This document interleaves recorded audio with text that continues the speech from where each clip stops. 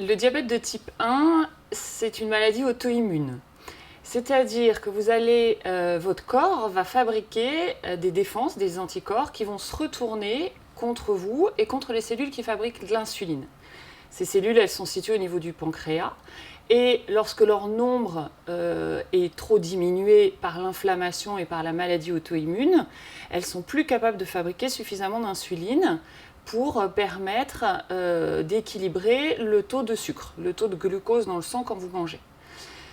Il faut donc, petit à petit, au fur et à mesure que la maladie évolue, introduire des traitements par insuline, où on est capable de venir remplacer ce que votre pancréas ne fait plus, et qui vont du coup permettre de stabiliser le taux de sucre.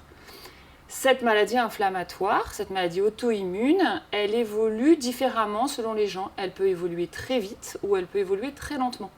Donc on parle de diabète de type 1 ou de diabète de type 1 lent.